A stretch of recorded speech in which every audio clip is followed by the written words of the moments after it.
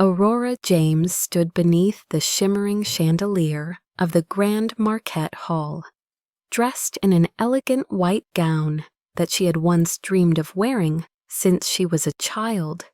Her hands trembled slightly, fingers wrapped tightly around a bouquet of white roses. The hall was filled with guests, luxury dripping from every corner. She smiled, trying to keep her nerves calm. This was the happiest day of her life. The priest smiled warmly as he turned toward the groom, Evan Wycliffe. He was tall, handsome, with perfectly combed chestnut hair and a sharp jawline. His tailored black tuxedo hugged him like it was designed just for this day. Aurora looked at him, eyes glowing with love. She had waited for this moment for 7 years. The priest began to speak. "Do you, Evan Wycliffe, take Aurora James to be your lawful wedded wife? To have and to hold, from this day forward, for better or for worse?" There was a pause. It should have lasted a heartbeat. Instead, it dragged on. Aurora's smile slowly faded as Evan stared ahead, not speaking. Guests murmured. The priest glanced around, confused. Aurora whispered his name. Evan turned toward her slowly. There was no warmth in his eyes, just ice. "No, I do not take her as my wife. I refuse." The words crashed like thunder through the silent hall. Gasps erupted. Cameras dropped. Aurora froze, her eyes wide-mouth parted in disbelief. It was as if the ground had opened beneath her. What she whispered, breathless. Evan stepped away from her, turning to the crowd. "This woman is a liar. She is carrying someone else's child. I cannot marry her." Shock and confusion rippled through the crowd. The press, the guests, even the bridesmaids looked stunned. Aurora stumbled back, the bouquet slipping from her hands.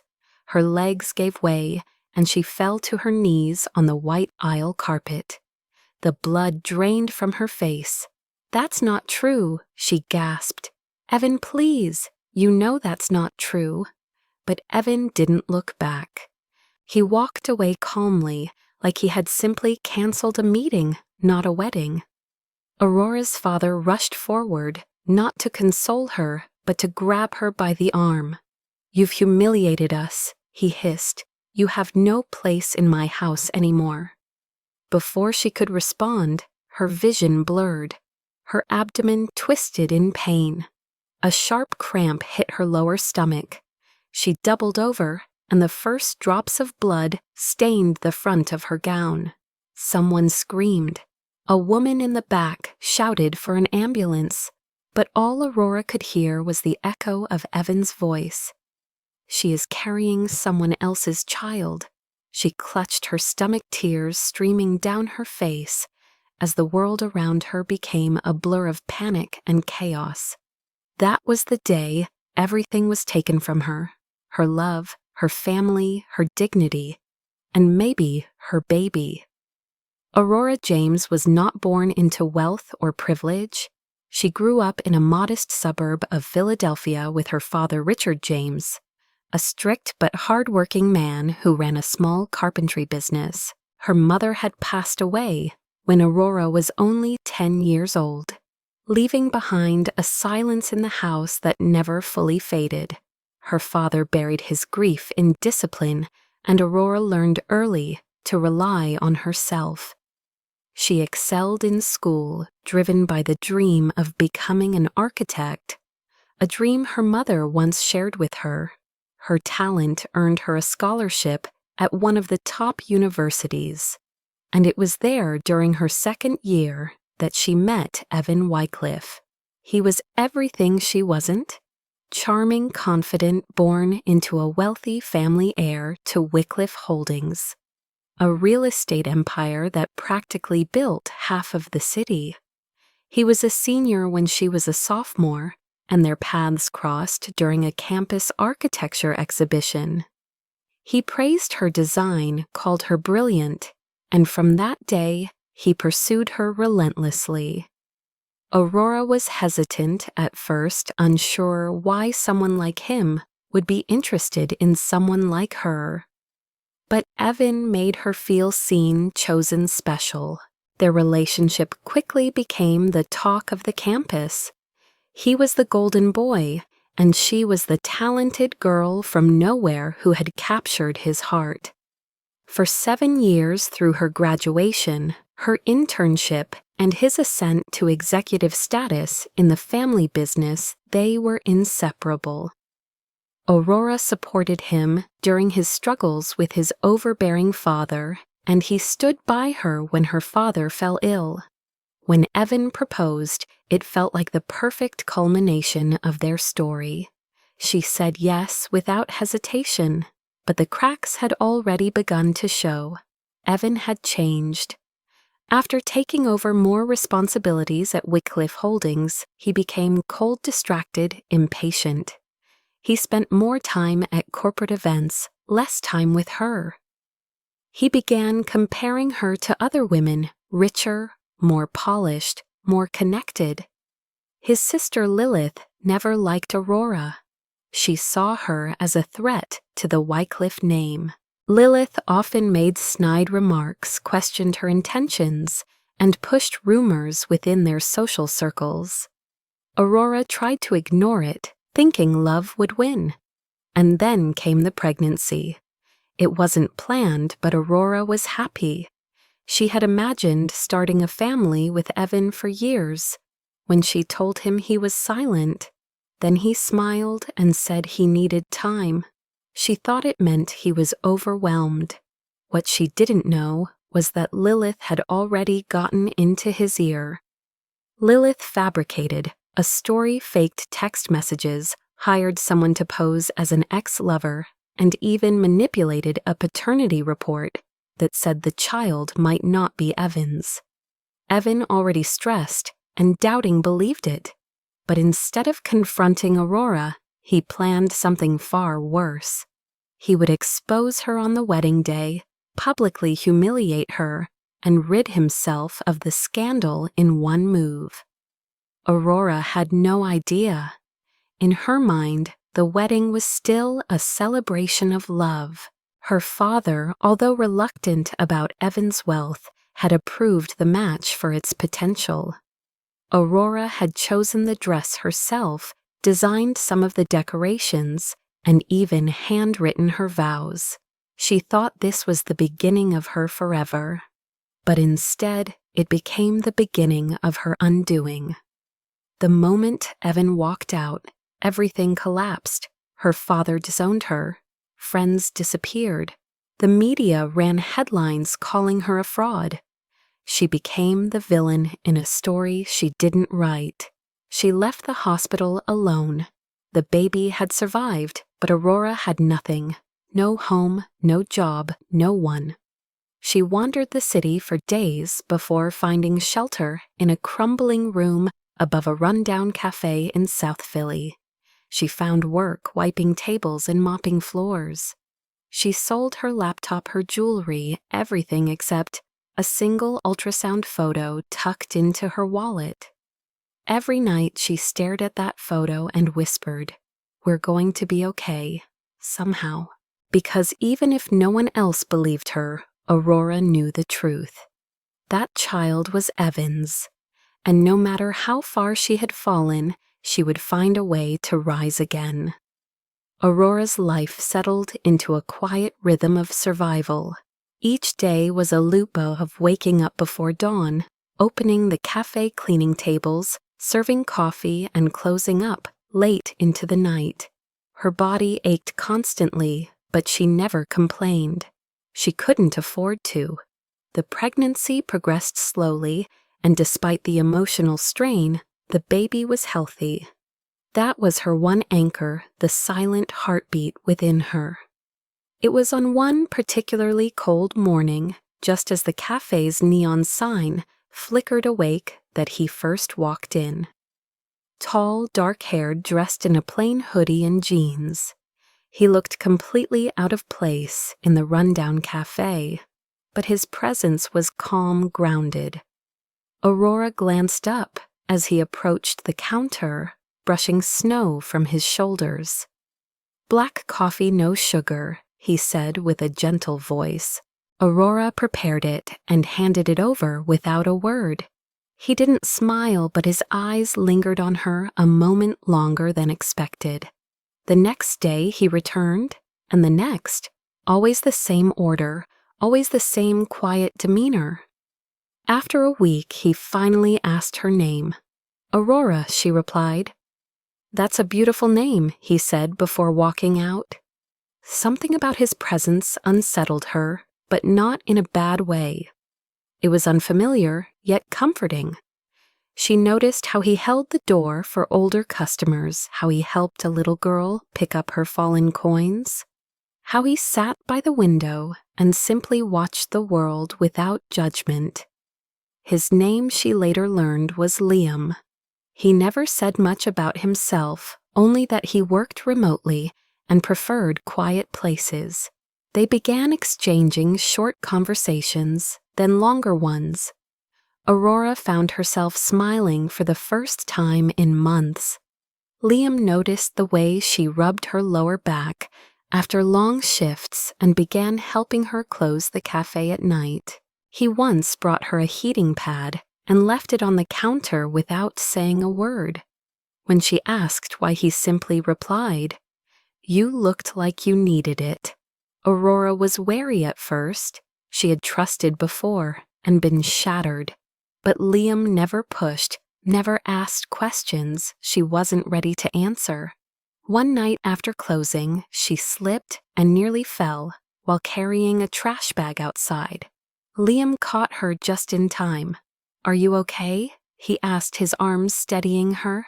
"Yeah, just tired," she murmured. His eyes dropped to her stomach for the first time, which was now visibly rounded beneath her apron. "You're expecting?" he asked softly. Aurora hesitated, then nodded. "I am. It's complicated." Liam didn't press. He simply nodded and said, "Congratulations." That night, Aurora cried silently in her tiny room. Not because she was sad, but because someone had shown her kindness without demanding anything in return. As the weeks passed, Liam became a fixture in her life. He repaired the broken heater in her room, helped her install a second-hand crib, and even drove her to the clinic when her feet were too swollen to walk. Aurora tried to insist on doing things herself, but Liam would always shake his head and say, "Let me help just this once." It never felt like pity. It felt like care. During one rainy afternoon, they sat together in the back of the cafe while the power flickered. Aurora finally told him the story. Not all of it, but enough. The wedding, the betrayal, the humiliation. Liam listened in silence, his jaw tightening with each word. "I didn't even get to defend myself," she whispered. He just believed what they told him. Liam's voice was quiet but firm. "Then he never deserved you." Aurora didn't know why, but those words stayed with her. They replayed in her mind every time she doubted herself. "Then he never deserved you."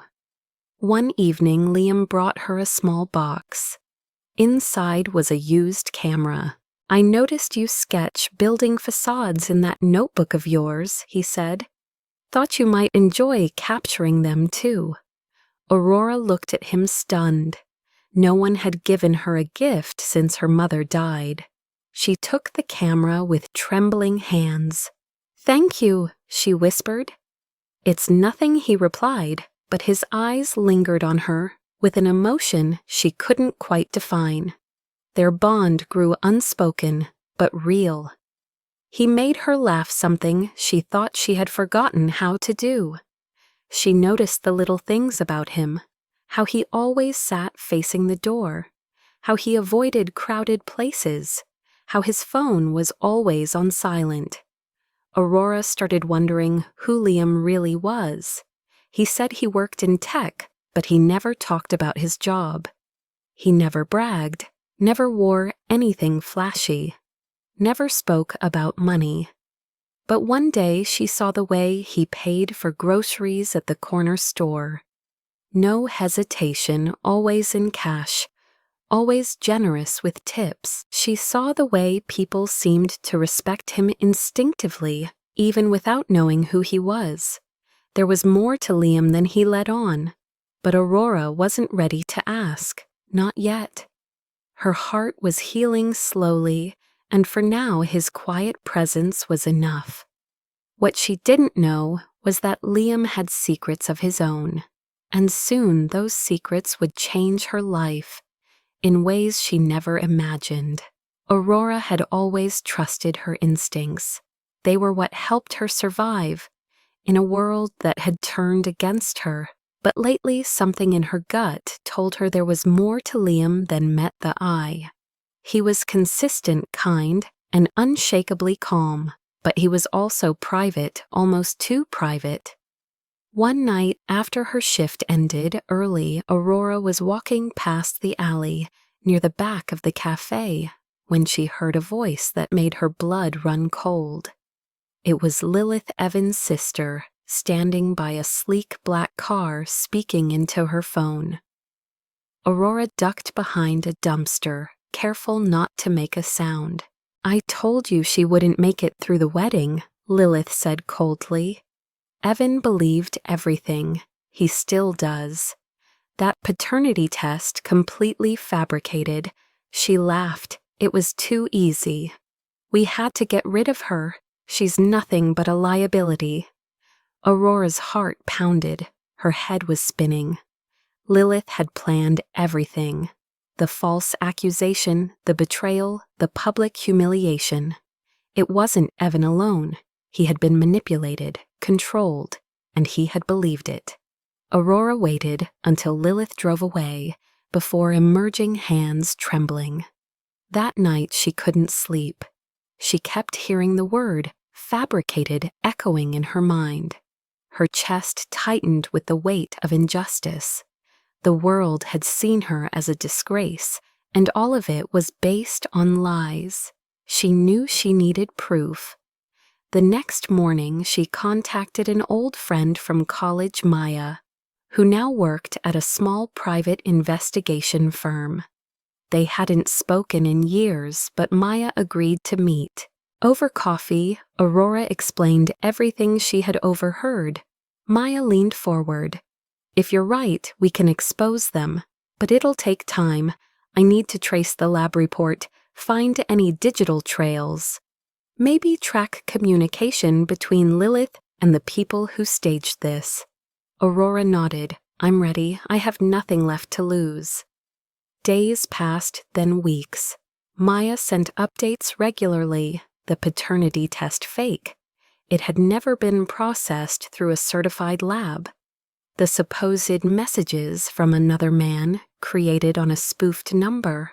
Lilith had hired someone to play the role of a mysterious ex. The pieces fell into place like a dark puzzle. Meanwhile, Aurora continued working and meeting Liam each evening. She didn't tell him about the investigation, not yet, but she noticed something else. One evening while walking past a bookstore, she saw Liam inside, talking to an older man in a suit. She paused outside, watching. The man bowed slightly, as if he respected Liam. The way they spoke didn't feel casual. It felt official, strategic, as if Liam wasn't just a quiet man in a hoodie, but someone important. Before she could think more about it, Liam turned and saw her. He smiled gently and gestured her inside. She entered hesitantly. "Aurora, this is an old friend," Raymond, Liam said. The man nodded politely and excused himself. After he left, Aurora looked at Liam curiously. "You know people in suits now," she teased. Liam chuckled. "Just someone I used to work with. I was in corporate consulting before I started freelancing." She nodded slowly, not entirely convinced. Her curiosity grew stronger, but she still didn't press. That same week, Maya called. "Aurora, we found the burner phone Lilith used. We also traced payments to the lab technician who altered the results. We have enough evidence to legally challenge everything." Aurora felt her breath catch. She had been waiting for this moment. She could clear her name, not for Evan, not for revenge, but for her child, for herself. Maya suggested she release the evidence online through a video statement. "We'll keep your location private. Just tell your story. Let the truth speak." Aurora hesitated but agreed. She spent hours recording and re-recording the message. She spoke about the betrayal, the lies, the pain of being abandoned while pregnant. She didn't name Evan or Lilith directly, but laid out the facts. She posted the video anonymously. It went viral within 2 days. Hundreds of thousands of views. People commented with support, sharing their own stories of betrayal and survival. Influencers reposted it. News outlets picked it up. Someone from a women's empowerment foundation reached out offering Aurora a platform to speak. Evan saw the video. So did Lilith, and the fallout began. Aurora was contacted by a lawyer representing the Wycliffe family threatening defamation. But Maya and her firm were ready. They released the evidence to a legal journalist, and soon the truth exploded across headlines. Lilith Wycliffe accused of fabricating evidence to sabotage wedding. Public opinion flipped. Suddenly, Aurora was no longer the villain. She was the survivor. Evan tried to reach out. He sent her an email. "I didn't know. I was wrong. Please forgive me." She didn't respond. There was nothing left to say. One night, as she stood on the cafe rooftop looking over the city, Liam joined her. The sky was full of stars. "You've been quiet lately," he said gently. She nodded. "I've just been processing." "You've been through hell and came out stronger," Liam said. "That deserves more than silence. It deserves peace." She turned to look at him. "And what about you, Liam? Who are you really?" He held her gaze for a moment before replying, "Someone who's been running from his past just like you." That was all he said, but it was enough. Something inside Aurora shifted. She wasn't alone in having secrets. They both carried scars. And maybe, just maybe, they could begin to heal together. Aurora no longer moved like someone broken. Each step she took now carried purpose. After the viral video and the legal exposure of Lilith's lies, the narrative had shifted. She was no longer hiding in shadows, no longer bowing her head when walking past judgmental stares. Her name was slowly being restored, but she wasn't done. Not yet. The world had heard her voice, but justice, real justice, required more than public sympathy. Aurora knew the Wycliffes would try to recover their image. They had influence, media connections, and money, but what they didn't have anymore was her silence. Maya and her firm filed official charges against Lilith for defamation fraud and malicious intent. Evidence had been verified, including digital footprints, forged documents, and bribes. The legal process would take time, but the first blow had been struck. Meanwhile, Evan's company faced a public backlash. Shareholders demanded explanations. Clients withdrew deals. The name Wycliffe, once associated with real estate dominance, now conjured up betrayal and scandal. As Aurora sat quietly in her cafe booth, sipping tea while reviewing updates from Maya, she received an unexpected visit. A woman in a sleek navy suit approached her with a calm but respectful air. "Miss James, my name is Felicity Moore. I represent the Women Forward Foundation. We were deeply moved by your story and would like to invite you to speak at our national summit next month." Aurora blinked, surprised. "Me, I'm not a public speaker." Felicity smiled. "You're a survivor, and that makes you exactly the kind of voice we want." Aurora hesitated, then nodded slowly. Maybe it was time to turn her pain into power. With Liam's encouragement, she began preparing her talk. Nights were spent writing and rewriting, standing in front of the mirror, practicing with trembling hands. Liam never pressured her. He simply reminded her, "You've already lived through the worst part. Speaking about it is just another step." She clung to those words. When the day came, the stage was bigger than she expected. Hundreds of women filled the auditorium, many of them survivors themselves. Aurora stepped up, heart-pounding, and looked at the crowd. She began. Her voice cracked at first, but grew stronger with each sentence. She spoke of love turned cold, of betrayal, abandonment, and the weight of carrying life while feeling lifeless. She didn't tell the story as a victim, but as a woman who stood back up. When she finished, there was silence for a moment, then a standing ovation. Tears, claps, hugs from strangers. She felt seen, not as the woman left at the altar, but as the woman who reclaimed her narrative. After the event, her inbox overflowed with messages from women around the country. Some shared stories of being silenced, some of overcoming abusive relationships. Others simply wrote, "Thank you." Aurora began collaborating with the foundation to create workshops, support groups, and eventually a small fund for single pregnant women abandoned by their partners. Every dollar came from her own speaking earnings and small donations from women who believed in the cause. Liam watched all of it unfold with quiet pride.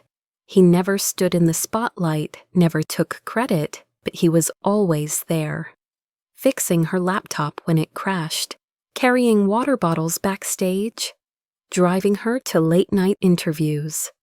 One afternoon, Aurora asked him directly, "Why do you do all this? You barely know me." Liam looked at her serious for once. "Because I know what it feels like to lose everything and have no one believe in you. You gave me a reason to believe again." Aurora felt her throat tighten. She wanted to know more, but Liam rarely opened up. That changed when she found a letter one night. It had fallen from Liam's notebook while he was helping her arrange workshop flyers. Curious, she read the first few lines. It was addressed to his late wife. He wrote about regret, about wishing he had been there that night when her car spun off the icy road, about how he had chosen work over dinner, believing there would always be another day. Aurora folded the letter gently. Liam returned minutes later and froze when he saw it in her hand. "You read it," he said softly. "I did," she replied. "I'm sorry." He nodded slowly. "I was a different man back then. I thought money could fix anything. When she died, I stopped trying to be someone. I just disappeared. Until I met you." Aurora stepped closer. "You didn't save me, Liam. We saved each other." From that day, something between them shifted. They no longer moved around each other cautiously. They walked side by side, unafraid of the shadows. Meanwhile, the trial against Lilith was underway. Media covered it heavily. She tried to spin. The narrative claimed she had done it to protect her family, but the evidence was clear. The judge ruled in favor of Aurora. Lilith faced heavy fines and a suspended sentence. More importantly, her credibility was destroyed. Evan resigned from the Wycliffe board. Rumors of alcohol abuse and breakdowns surfaced. He never contacted Aurora again. One evening, as she stood outside the cafe with Liam watching the golden hour paint the sky, she smiled. "I used to think justice meant revenge. Now I think it just means peace." Liam turned to her. "And have you found it?" Aurora nodded. "Yes, and maybe something more."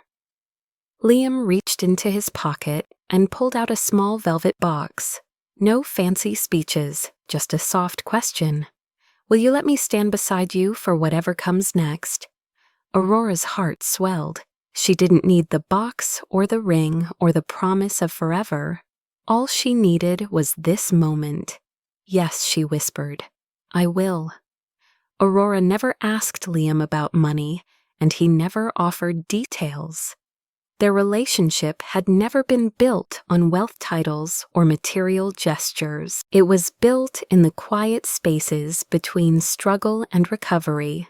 But the truth, as all truths do, eventually found its way to the surface. It began with a phone call. Aurora had been meeting with a publisher interested in her memoir when her phone buzzed with an unknown number. She ignored it at first, but when it rang again and again, she finally answered. Miss James, this is Caroline Brooks from Hartwell Capital. We'd like to discuss your upcoming partnership proposal. Aurora blinked. I'm sorry, I think you have the wrong person. Caroline paused, confused. You're listed as the primary contact on Mr. Liam Hart's personal account. He asked us to coordinate his next philanthropic donation through your foundation. Aurora's heart skipped a beat. Hart. She hung up quickly and stared at her phone. Hart. She had heard that name before. Hartwell Capital, one of the most powerful private equity firms in the country. She rushed home, opened her laptop, and searched. It didn't take long. Liam Hart, founder of Hartwell Capital, one of the youngest billionaires in the financial industry, vanished from public life 5 years ago after the tragic death of his wife, Clarissa Hart. No interviews, no public appearances, no sightings. Aurora stared at the screen. It was him. The sharp jawline, the same steady eyes. The man she had trusted cried with healed beside. A billionaire. She felt her stomach twist, not out of anger but confusion. Why hadn't he told her that night? Liam arrived at the cafe as usual, holding 2 cups of warm cider. Aurora didn't speak. She simply placed the laptop on the table screen, still glowing with his profile. Liam looked at it, then at her. So you found out, he said quietly. Why didn't you tell me, she asked. From the beginning, I never cared about your money. I still don't. But I deserved the truth. Liam sat down across from her. I wasn't hiding the money. I was hiding the part of me that used to think it mattered more than people. After Clarissa died, I shut everything down. I walked away. I wanted to disappear, to feel invisible. And then I met you. You weren't interested in my resume or my wealth. You saw me, the man, not the name. I didn't want to lose that. Aurora's eyes softened, but the pain was still there. I trusted you with every part of me, and now I feel like I never really knew you. Liam reached into his pocket and placed a single photo on the table. It was a picture of him and Clarissa smiling in front of a cabin in the woods. She loved simple things, he said. Just like you, she taught me how to be present. And when I lost her, I forgot how to live. You reminded me. Aurora looked at the photo, then back at him. I'm not her, Liam. I know, he said. You're not a replacement. You're the reason I want to live again. She didn't respond immediately. Her heart was pulling in 2 directions.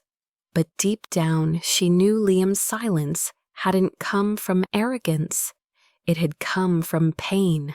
The next morning, Liam didn't show up at the cafe, nor the next day. Aurora told herself she didn't miss him, but her hands shook when she made coffee. She jumped every time the bell above the cafe door rang. On the 3rd day, she received a letter. No signature, no return address, just a note. I will never stop being grateful for the light you brought into my darkness. I needed you more than I ever said. but if my presence only hurts you now, I'll step back. Always yours, L. Aurora folded the letter and pressed it to her chest. She sat there for a long time, alone, surrounded by everything they had built in silence. She realized something then. Love is not always about understanding every secret. Sometimes it's about being brave enough to forgive what we don't understand yet. That night she walked out into the cold toward the one place she thought he might go, the lake, the one he had once described to her as peaceful, sacred, a place he shared only with people who mattered. She found him there, standing at the edge, staring into the water. He didn't turn when she approached. "You're hard to find," she said. He finally turned. "I didn't want you to find me if it meant losing your trust." Aurora took a deep breath. "I'm still angry, but I'm also in love with the man who helped me carry groceries and built my crib and held my hand through the storm. If that man is also a billionaire, I'll learn to live with it." Liam smiled faintly. "So what now?" he asked. "Now we stop running from our pasts, from each other. We just be." Liam stepped forward, his fingers brushing against hers. "No more secrets," he said. "No more lies." Aurora nodded. "No more hiding." The months that followed were unlike anything Aurora had imagined. With the truth revealed and the public now seeing her as a symbol of strength, rather than scandal, opportunities opened that she never expected. She became a voice for women who had been silenced, abandoned, or shamed. The foundation she started grew rapidly with Liam's anonymous financial support. They opened a small but impactful resource center downtown, offering legal aid therapy and housing support for pregnant women left behind by their partners. The center wasn't just a place, it was a movement. Women from across the country sent letters, donations, and requests to host similar programs in their own cities. Aurora's days were long and exhausting, but filled with purpose. Every woman she helped reminded her why she kept going. Meanwhile, the legal case against Lilith entered its final stages. Despite her high-profile lawyers and attempts at settling privately, the evidence was undeniable. Lilith stood in court, her expression hard and resentful, as the judge read the charges against her. Aurora sat in the courtroom, calm and composed, Liam by her side. The judge sentenced Lilith to 3 years of probation, community service, and financial restitution to Aurora's foundation. It wasn't prison, but it was public disgrace, and it meant accountability. Outside the courthouse, reporters swarmed, hoping for a dramatic statement. Aurora looked into the cameras, her voice steady. "This is not just my victory. It's a reminder that truth matters, and silence is not protection. Justice is not about revenge. It's about healing." She walked away without answering any more questions, her head high. Evan was notably absent from the proceedings. Word had spread that he had moved to another city, trying to rebuild his life quietly. He had sent one final letter to Aurora weeks before the trial, apologizing again and admitting that he had failed her not just as a partner, but as a man. Aurora didn't reply. She folded the letter and placed it in a drawer next to the ultrasound photo she still kept. Not out of longing, but as a reminder of how far she had come. Her baby was born on a quiet spring morning, healthy and strong. A girl. She named her Clara after Liam's late wife. It wasn't a replacement, but a bridge between two souls who had endured loss and chosen love again. Liam cried when he held Clara for the first time.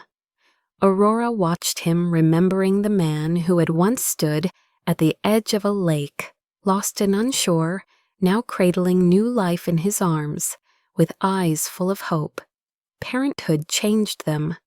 The nights were sleepless, the days chaotic, but their little home was filled with laughter, baby toys, and warm light.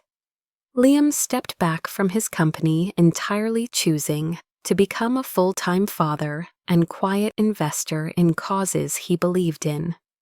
Aurora returned to speaking engagements, slowly bringing Clara with her whenever she could. Women lined up not just to hear her speak, but to hold her hand, to thank her for surviving and refusing to stay silent. One woman whispered, "Because of you, I kept my baby." That moment stayed with Aurora longer than any applause. Healing didn't come all at once.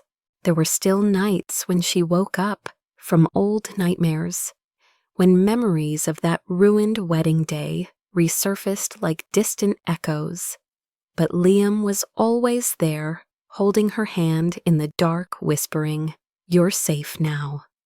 On their first anniversary, Liam surprised her with a quiet ceremony at the lakeside cabin he had once shared with Clarissa. There were no guests, no press, just them and Clara in a white dress she would soon outgrow. Liam knelt not to propose again, but to promise, "I vow to never let fear write our story. I vow to choose you, every version of you, every day." Aurora smiled through tears. "I vow to let go of the past and walk with you toward whatever comes next." They exchanged rings under the soft light of dusk, not because they needed the ceremony, but because they had earned it. Their love wasn't born of perfection. It was born of brokenness of two people who had every reason to give up, but didn't. And now they stood not as survivors, but as builders of something new. The media would later call it a fairy tale. The betrayed bride who found love in a stranger and built an empire of hope. But Aurora knew the truth. Fairy tales weren't handed out. They were fought for one painful step at a time. A year passed, and Aurora no longer recognized the woman she used to be. The broken bride sobbing on the church floor had been replaced by a mother, a leader, and a woman who now stood firmly in her own worth. Life had not returned to the way it was before. It had become something better, something real. Her days were filled with small joys, morning walks with Clara in the stroller, sharing coffee with Liam as sunlight spilled through their kitchen window, answering letters from women who called her their inspiration. The foundation had grown beyond what she could have imagined. Offices were opening in 2 more states, and Aurora was being recognized not only for her courage, but for her leadership. Every time she stood on a stage, she brought a part of her past with her, not as a wound, but as a lesson. She spoke not just about betrayal, but about survival. Not just about pain, but about the power of love that arrives quietly, unexpectedly, and stays. Liam remained her anchor. He never once stepped in to take the spotlight. He supported her from the wings, managing the foundation's logistics, building tech systems, to streamline donations, even designing an app to connect volunteers with women in need.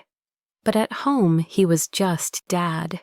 He changed diapers, read bedtime stories, and sang off-key lullabies that always made Clara giggle. Aurora watched him sometimes in quiet awe, still amazed that the man who had once chosen silence had now chosen her not just once, but every single day. They didn't live in a mansion. They stayed in the same cozy house above the cafe, the place where their story began. Every creaky floorboard and peeling paint chip was a reminder of how far they had come. On Clara's first birthday, they threw a small party with only a few close friends and foundation members. There was no press, no headlines, just laughter and homemade cake. Aurora held Clara in her arms as Liam kissed their daughter's forehead and whispered something that made her squeal with delight. Aurora had never known happiness could feel this quiet and complete. That night, after Clara had fallen asleep and the house had grown still, Aurora and Liam stood on the rooftop, wrapped in a blanket, watching the stars. "Do you ever think about how it all started?" she asked. Every day he replied, "And I still wonder how I got so lucky." She leaned her head against his shoulder. "We weren't lucky, we just didn't give up." He turned to look at her, his eyes soft. "I never will. Promise me one thing," she said. "If we ever fall again, we fall together. Always together," he said, pulling her close. The wind picked up, carrying with it the scent of memories of rain-soaked streets, of late-night cafe closings, of whispered conversations that changed everything. Aurora closed her eyes and breathed it all in. She had been abandoned, yes, betrayed, humiliated, and cast aside. But she had also been found, not rescued, but rediscovered by someone who saw her value even when she couldn't. And now she no longer waited for the world to love her the right way. She had built a world where love was the foundation, not the reward. She smiled in the dark, whispering to herself words she had once written in a journal during her lowest moment. "I will rise," and she had. Aurora stood before a packed auditorium, the stage lights warm against her skin, her heart steady. Clara was in the front row sitting on Liam's lap, clapping her tiny hands, unaware of the storm her mother had once survived to stand here. Aurora took a deep breath and began. "I used to think survival meant simply getting through the day, pretending I was okay when I was breaking inside. I believed that silence was safer than truth, that shame was mine to carry alone. But I was wrong. Survival is not silence. It is speaking even when your voice shakes. It is choosing to rebuild when the world has torn you down. It is letting yourself be loved again even when your heart is afraid. I stand here not because I was rescued, but because I chose to rise. And if you're sitting here wondering if you can rise too, let me say this: yes, you can. You already are. Because every step you take through the darkness is one step closer to light." She looked down at Clara, then back at the crowd. Don't wait for someone to save you. Be your own rescue. And when love finds you again, let it in. You deserve it.